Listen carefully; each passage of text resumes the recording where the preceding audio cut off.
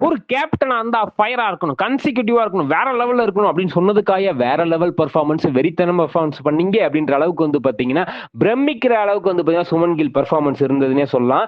அப்படி என்னப்பா பிரமிக்க வச்சாரு? ஒரே மேட்ச்ல அவ்வளோ ரெக்கார்ட்ஸ்ங்க அப்படின்ற அளவுக்கு வந்து பாத்தீங்கன்னா, அவ்வளோ ரெக்கார்ட்ஸ் எடுத்து வச்சிருக்காரு.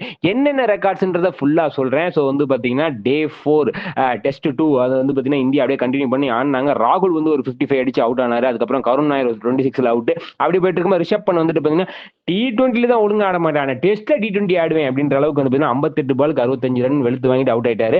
அதை தொடர்ந்து வந்து பாத்தீங்கன்னா சுமன் கில் போன இன்னிங்ஸ்ல எப்படி 260ல வந்து பாத்தீங்கன்னா ஒரு ஃபார்ம்ல இருந்தாலும் அந்த ஃபார்ம் அப்படியே கண்டினியூ பண்ணி செகண்ட் இன்னிங்ஸ்ல வந்து பாத்தீங்கன்னா 160 அதுவும் வந்து பாத்தீங்கன்னா 161 162 பால்ஸ்க்கு வெளுத்து வாங்கிட்டாரு. 8 6 13 4ன்ற மாதிரி வந்து பாத்தீங்கன்னா பிரிச்சு எடுத்துட்டாருன்னே சொல்லலாம்.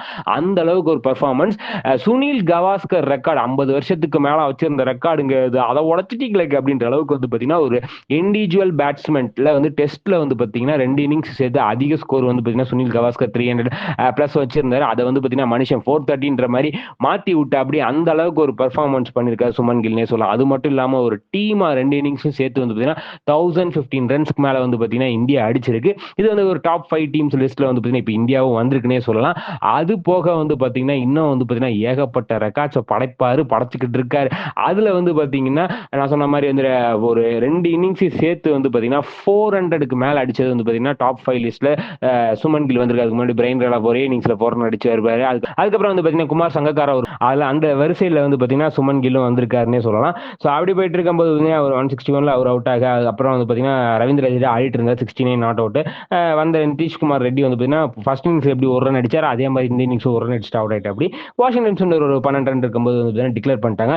6-8 எடுத்தா வந்து இங்கிலாந்து வெற்றி அப்படின்ற மாதிரி வந்து பாத்தீங்கன்னா களமிறங்கினாங்க. ஸோ இங்கிலாந்து வந்து பாத்தீங்கன்னா எப்படி ஃபேஸ் பண்ண போறாங்க அப்படின்னு இருக்கும்போது இந்தியா அப்படின்னு இருக்கும்போது ஜாக் கேரலும் பெண்ட் கோட்டியும் ஓப்பனிங் இறங்கும்போது பாத்தீங்கன்னா ஸ்டார்டிங்கே சார்ஜ் எடுத்துக்கிறாங்க டிஎஸ்பி சிராஜ் அப்படின்ற அளவுக்கு வந்து பாத்தீங்கன்னா ஜாக் கேரியும் பெண்ட் கோட்டியும் வந்து பாத்தீங்கன்னா பிரிச்சு மேஞ்சி போலிங் போட்டுட்டு இருக்கும்போது செகண்ட் ஓவர்லேயே வந்து பாத்தீங்கன்னா ஜாக் கேரியை டக் அவுட் பண்ணி விட்டாரு சிராஜ். அதுக்கப்புறம் வந்து பாத்தீங்கன்னா ஜோ ரூட் எடுத்து விட்டாரு ஆகாஷ் தீப். பெண்ட் கோட்டி 25 ரன் காலி பண்ணிட்டாரு ஆகாஷ் தீப். ஸோ வந்து 50 ரன்னுக்கே 3 ரன் தத்தளிச்சிட்டு இருக்காங்க இங்கிலாந்து. ஸோ ஓவராலா டே 4 முடிவுல வந்து பாத்தீங்கன்னா 72 ரன்னுக்கு 3 விக்கெட் அப்படின்ற மாதிரி இங்கிலாந்து எடுத்துருக்காங்க.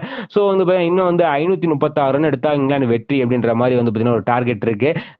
எப்படி மேட்ச் போகுது விறுவிறுப்பா சுறுசுறுப்பான்றதை வந்து பாத்தீங்கன்னா பொறுத்து இருந்து சொல்றோம். இந்த ரெக்கார்ட்ஸை பத்தி என்ன நினைக்கிறீங்கன்றத கமெண்ட் செக்ஷன் சொல்லுங்க. இந்த வீடியோ உங்களுக்கு பிடிச்ச லைக் பண்ணி ஷேர் பண்ணுங்க. மறக்காம தினமலரை சப்ஸ்கிரைப் பண்ணுங்க. நன்றி, வணக்கம்.